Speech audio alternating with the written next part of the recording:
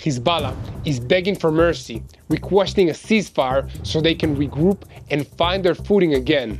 However, Israel has the momentum and is continuing to press the advantage, including a strike on Tuesday evening on a meeting of Hezbollah leaders in a building near the Iranian embassy in Damascus. On the ground, the IDF announced the discovery of a short tunnel running under the border that could have allowed Hezbollah fighters to emerge in Israeli territory and carry out an October 7th style attack. Meanwhile, in the last 24 hours, IDF troops have continued clearing operations in southern Lebanon, eliminating Hezbollah fighters, demolishing tunnels, and capturing enormous quantities of weapons and ammunition that was meant to be used against Israelis. Prime Minister Benjamin Netanyahu has issued a message to the citizens of Lebanon, begging them to take their country back from Hezbollah, as Israel has no desire to rule Lebanon ourselves. At the same time, operations continue in the Gaza Strip. The IDF has taken control in Jabalia and continues to act against the remnants of Hamas. But we also hear from the diaspora, and the news there is not good. Just yesterday, there was an obscene attack on a Jewish woman in Paris, highlighting the fact that incidents of anti-Semitic violence increased by 192% in France since this war began. Let's dive into the details. I'm Yair Pinto, and this is your Boots on the Ground report about what is happening in Israel on the 368th day of the war against Hamas, Hezbollah, the Houthis in Yemen, and all the Shiite militias in Iraq, Syria, and the head of the octopus, who is coordinating all these terrorist groups, the Islamic Republic of Iran. Before we start, please take a second to find the subscribe button and click on it so that you will subscribe to this YouTube channel and never miss another episode of Boots on the Ground. Speaking of episodes, this one is sponsored by our good friends and partners, the International Christian Embassy in Jerusalem. We will talk more about them in a little bit. Reports emerged from Syria on Tuesday evening that there had been an Israeli attack in Damascus with at least 10 casualties, including 4 fatalities. According to the reports, the strike hit an apartment in a residential building in the prestigious El Maza neighborhood, about 500 meters from the Iranian embassy. Media outlets in Syria reported that 4 missiles hit the apartment, which according to the Saudi El Hadat media portal was the headquarters of the commanders of Hezbollah's Unit 4400, which is responsible for smuggling weapons from Iran to Hezbollah and its other regional terrorist proxies. Some reports said that there were some senior Iranian Islamic Revolutionary Guards Corps officers present in the apartment when the missiles hit, but as of Wednesday morning, there was no confirmation of this. In any case, the IDF is advancing quickly and efficiently in southern Lebanon. The fighting is intense, and the results are dramatic. In the last 24 hours, IDF forces took control of the Maroun El Ras, the village from which many anti-tank missiles were fired at Israeli communities near the border over the last year. These senseless attacks have done tens of millions of dollars worth of damage to Israeli communities, and they will have to be reckoning for that.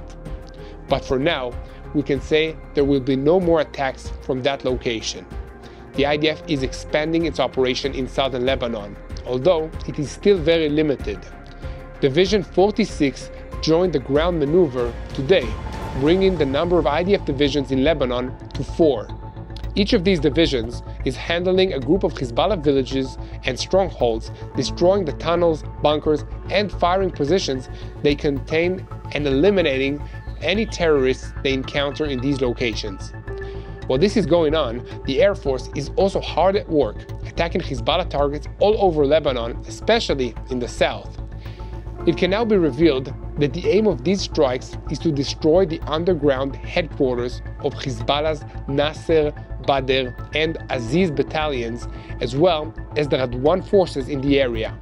These targets have been selected using precise intelligence gathered over many years and using a variety of means. Intelligence is still being gathered, and according to the assessments and the statement by the IDF spokesperson's office, at least 50 infrastructures of the Aziz unit, 30 targets of the Nasser unit, and 5 targets of the Badr unit have been destroyed in the last 24 hours. In addition, about 10 targets of the Radwan force and the intelligence headquarters and about 30 targets of the medium-range rocket arrays in southern Lebanon were also attacked, and at least 50 Hezbollah terrorists were neutralized. However, Hezbollah is also on the move. IDF intelligence believes that they are trying to reinforce their positions in villages in southern Lebanon where the IDF operates. These efforts have been thwarted so far by counter-offensives led by the 98th Division with support from the Air Force and the artillery. As a footnote, the IDF said that they have encountered fewer Hezbollah fighters in these operations than they thought they would. But they also said that the Hezbollah fighters are much better trained and equipped than the Hamas fighters they fought in the Gaza Strip. Another factor making the battle in Lebanon more difficult is that Hezbollah has been preparing for this moment for years, including by building up an extensive network of tunnels and underground infrastructure. This was all designed to battle an IDF incursion like the one that is currently underway. And it was also designed to be a launch pad for attacks into Israeli territory when Hezbollah's leadership assessed that the time for such a move had to come. More proof of these plans came to light on Tuesday when the IDF spokesman announced the location of a tunnel that penetrated into Israeli territory under the Lebanese border. This tunnel was found several months ago and the IDF took control of it, but its existence was kept a secret for reasons of operational security. The tunnel was about 20 meters in length, and the IDF believes that it was built just in the last 2 years. The troops who inspected it found large quantities of weapons and ammunition, including anti-tank missiles and explosives. Obviously, these weapons were meant to be used for an October 7th style attack on Israeli communities in the Galilee. The IDF has decided to publicize its existence now that the ground forces are operating on the Lebanese side of the border and the operational considerations have changed. In any case, this tunnel can no longer be used for the purposes that Hezbollah intended. Here at TBN Israel, we will keep you updated on developments in the northern sector. You can stay tuned in real time to what is happening in Israel by visiting tbnisrael.com/news, where we bring you in-depth articles and partner updates. You can also follow us on social media and stay up to date with the truth in real time. Following the number of strikes against Hezbollah and the expansion of the IDF ground operations in southern Lebanon, it seems that Hezbollah is beginning to understand the balance of power in the region. In a speech this morning, Qasem Naim, Nasrallah's deputy and one of the few surviving members of the Hezbollah leadership team, asked to adopt the call of the Speaker of the Lebanese Parliament, Nabia Berri, for a ceasefire. In addition, Reuters reported this morning that Hezbollah officials are no longer demanding a ceasefire in Gaza as a condition for a ceasefire in Lebanon. Regarding the losses suffered by the top of the organization, including the assassination of Nasrallah, Naim said that all positions in Hezbollah are filled. There is no vacant position. We operate with full readiness and regularity. Everyone who is killed has someone to replace him. My comment on that is to say that it is very obviously not true, and everyone knows it. If it is true, then it raises a question about why Hezbollah is performing so poorly on the battlefield. In any case, Prime Minister Benjamin Netanyahu released a video on Tuesday evening in which he addresses the citizens of Lebanon directly, saying, "This is a message to the people of Lebanon. Do you remember when your country was called the Pearl of the Middle East? I do. So what happened to Lebanon? A gang of tyrants and terrorists destroyed it. That's what happened. Lebanon was once known for its tolerance, for its beauty. Today, it's a place of chaos, a place of war. Israel withdrew from Lebanon 25 years ago, but the country that actually conquered Lebanon is not Israel, it's Iran. Iran, which finances and arms Hezbollah to serve Iran's interests at Lebanon's expense. Hezbollah has turned Lebanon into a stockpile of ammunition and weapons and a forward Iranian military base. Just one day after the October 7th massacre a year ago, Hezbollah joined the war against Israel. It launched an unprovoked attack on our cities and on our citizens. It has since fired over 8,000 missiles at Israel, killing civilians without distinctions, Jews, Christians, Muslims, and Druze. Israel has decided to put an end to this. We've decided to do whatever is necessary to return our people safely to their homes. Israel has a right to defend itself. Israel also has a right to win, and Israel will win. We've degraded Hezbollah's capabilities. We took out thousands of terrorists, including Nasrallah himself, and Nasrallah's replacement, and the replacement of his replacement. Today, Hezbollah is weaker than it's been for many, many years. Now you, the Lebanese people, you stand at a significant crossroads. It is your choice. You can now take back your country. You can return it to a path of peace and prosperity. If you don't, Hezbollah will continue to try to fight Israel from densely populated areas at your expense. I know you want a better future for your children. So I'm speaking to all of you today. There is a better way, for your children, for your cities, for your villages, for your country. You deserve to restore Lebanon to its days of tranquility. You deserve a Lebanon that is different. One country, one flag, one people. Don't let these terrorists destroy your future any more than they've already done. Stand up and take your country back. You have an opportunity that hasn't existed in decades. An opportunity to take care of the future of your children and grandchildren. You have an opportunity to save Lebanon before it falls into the abyss of a long war that will lead to destruction and suffering like we see in Gaza. It doesn't have to be that way. Each of you can take a step for your future, even a small step. You can make a difference. I say to you, the people of Lebanon, free your country from Hezbollah so that this war can end. Free your country from Hezbollah so that your country could prosper again, so that future generations of Lebanese and Israeli children will know neither war nor bloodshed, but will finally live together in peace. Guys, please continue to help us spread the truth. Please subscribe to this YouTube channel, share our videos, and follow us on social media. And before we move on with the next report, I would like to take a moment to tell you about the sponsor for today's video. In Israel's time of crisis, ICJ, the International Christian Embassy in Jerusalem, has proven to be a steadfast source of comfort and assistance. Since October 7th last year, the ICJ has worked tirelessly providing emergency evacuations, vital medical supplies, and even portable bomb shelters to those in immediate danger. They've supported IDF soldiers on the front lines and helped rebuild devastated communities. They're even addressing long-term needs by training trauma counselors and caring for elderly Holocaust survivors. Now, the ICJ needs your help so they can keep doing that blessed work. So if you want to support ICJ, go to impactisraeltoday.com and show the Jewish people that Christian communities stand with them. While the IDF battles Hezbollah in Lebanon, there are also ongoing operations against Hamas in the Gaza Strip, especially in the cities of Jabalia and El Burij. The Southern Command has been planning for a long time the extensive operation of Division 162 under the command of Brigadier General Yitzhak Cohen in the southern Gaza Strip, with an emphasis on the ground maneuver in Jabalia.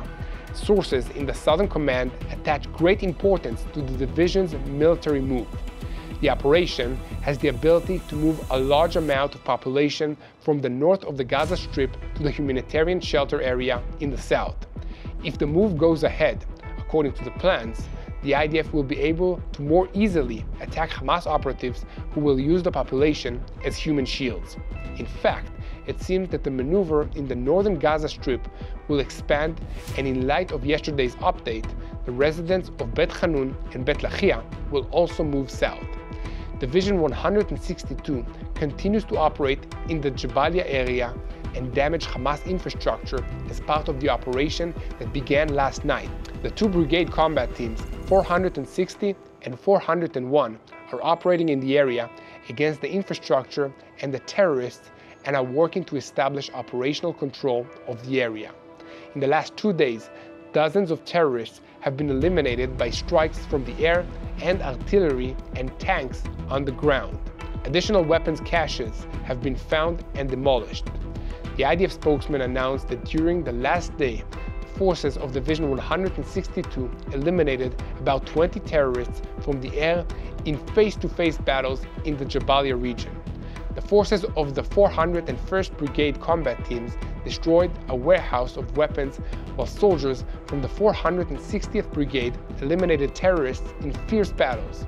At the same time, the center of the Gaza Strip, Division 252, works to destroy terrorist infrastructure and eliminate terrorists through targeted raids. The combat team of the 14th Brigade went out in the last day for a brigade operation in El Burij. The forces are destroying terrorist infrastructures and eliminating terrorists.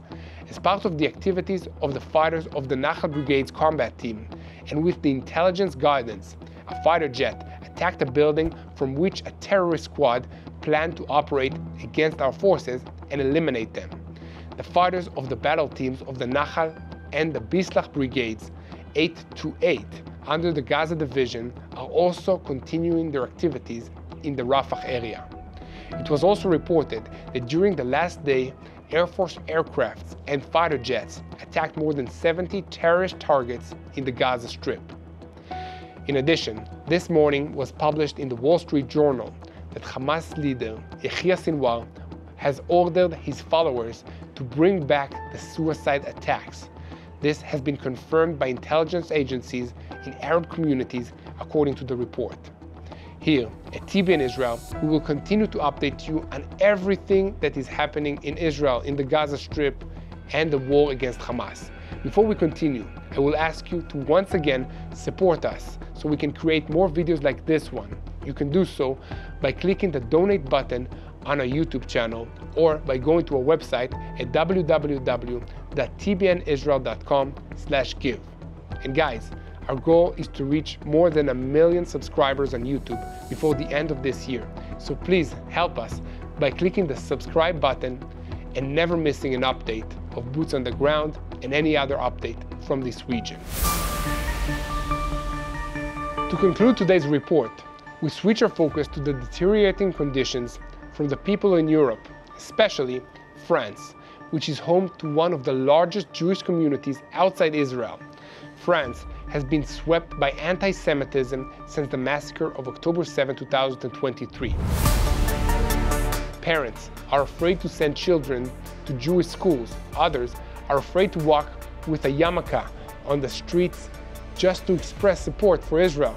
One of the more severe cases of anti-Semitism in the country happened this week on the October 7th Memorial Day. A Jewish woman was attacked by 3 men at the entrance to her residential building in the 19th district on Memorial Day. Sources quoted by the CNews TV station stated that the men threatened her with a Japanese knife, chanting anti-Semitic chants and mentioning October 7 in their words. After that, the attackers forced her to take off her pants, tried to rape her, and the police, who came to her aid, saw that they had already carved several swastikas on her skin. But the victim managed to escape, and it was her husband who called the police. As horrible as this attack was, it is just one of hundreds of anti-Semitic incidents in France recently.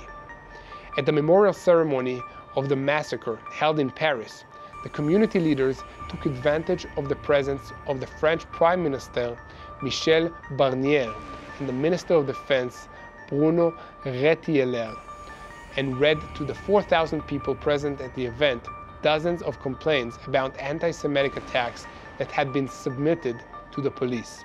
Anti-Semitic attacks in France have increased by 192% since the October 7 massacre last year.